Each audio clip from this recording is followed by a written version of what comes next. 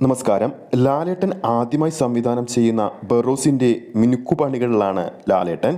ചിത്രത്തിനായി ഏറെ ആകാംക്ഷയോടെ കാത്തിരിക്കുന്ന പ്രേക്ഷകരിലേക്ക് ബറോസിന്റെ ബിഹൈൻഡ് ദ സീൻ വീഡിയോയുമായി എത്തിയിരിക്കുകയാണ് അണിയറ പ്രവർത്തകർ. ചിത്രത്തിന്റെ സംവിധായകനും നായകനുമായ ലാലേട്ടൻ ജോലി തിരക്കിൽ മുഴുകിയിരിക്കുന്ന രംഗങ്ങളാണ് വീഡിയോയിൽ കൂടുതലും കാണാൻ സാധിക്കുന്നത്. അതോടൊപ്പം ചിത്രവുമായി സഹകരിക്കുന്ന സംവിധായകൻ TK രാജീവ് കുമാർ, മറ്റു താരങ്ങൾ എന്നിവരെയും ദൃശ്യങ്ങളിൽ കാണാൻ സാധിക്കുന്നുണ്ട്. ലാലേട്ടൻ അവതരിപ്പിക്കുന്ന നിധികാക്കുന്ന ഭൂതത്തിന്റെ ആനിമേഷൻ വീഡിയോയും ഉൾപ്പെടുത്തിയാണ് ബിഹൈൻഡ് ദ സീനിൽ ദൃശ്യം എത്തിച്ചിരിക്കുന്നത്. ബറോസ് എന്ന സിനിമയുടെ ഔദ്യോഗിക പ്രഖ്യാപനം വന്നത് 2019 ഈ ഒരു സിനിമയുടെ റീ റെക്കോർഡിംഗ് ജോലികൾ വിദേശ രാജ്യങ്ങളിലാണ് നടന്നത്.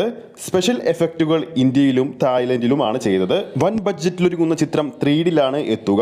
സംഭാഷണങ്ങൾ എഴുതിയിരിക്കുന്നത് കലവൂർ രവികുമാറാണ്. ബറോസിന്റെ റിലീസായി അണിയറ പ്രവർത്തകർ പ്ലാൻ ചെയ്യുന്നത് ഈ വരുന്ന ആഗസ്റ്റ് റിലീസായിട്ടാണ്. അങ്ങനെ നോക്കുമ്പോൾ പുഷ്പ 2 എന്ന സിനിമയോടൊപ്പം ക്ലാഷ് റിലീസായിട്ടാണ് ചിത്രത്തിന്റെ റിലീസ് പ്രതീക്ഷിക്കുന്നത്. എന്നാൽ ചിത്രത്തിന്റെ റിലീസ് സംബന്ധിച്ചുള്ള ഒഫീഷ്യൽ അപ്ഡേറ്റ് ഒന്നും ഇതുവരെ പുറത്തു വന്നിട്ടില്ല.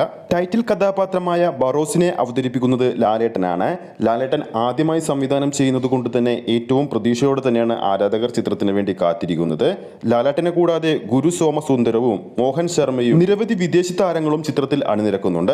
ആശീർവാദ് സിനിമാസിന്റെ ബാനറിൽ ആന്റണി പെരുമ്പാവൂരാണ് ഈ ഒരു ചിത്രം നിർമ്മിക്കുന്നത്. ബറോസ് എന്ന സിനിമയുടെ പ്രഖ്യാപന വേളയിൽ ചിത്രത്തിന് മികച്ചൊരു ഹൈപ്പ് നിലനിർത്താൻ സാധിച്ചെങ്കിൽ പോലും പിന്നീട് ചിത്രത്തിന്റെ അപ്ഡേറ്റുകൾ വരാൻ കുറഞ്ഞപ്പോൾ ചിത്രത്തിന്റെ ഹൈപ്പിൽ ചെറിയ ഇടിവ് സംഭവിച്ചെങ്കിൽ പോലും വീണ്ടും അപ്ഡേറ്റുകൾ വരാൻ തുടങ്ങിയപ്പോൾ ചിത്രത്തിന്റെ ഹൈപ്പ് കൂടുന്ന കാഴ്ചയെ നമുക്ക് കാണാൻ സാധിക്കുന്നുണ്ട്. അപ്പോൾ ഈ വീഡിയോ കാണുന്ന നിങ്ങളുടെ അഭിപ്രായത്തിൽ ലാലേട്ടൻ ആദ്യമായി സംവിധാനം ചെയ്യുന്ന ബറോസ് എന്ന ചിത്രത്തിന് നിങ്ങൾക്ക് പ്രതീക്ഷയുണ്ടോ ഇല്ലയോ എന്ന് താഴെ കമന്റ് ചെയ്യാൻ മറക്കരുത്.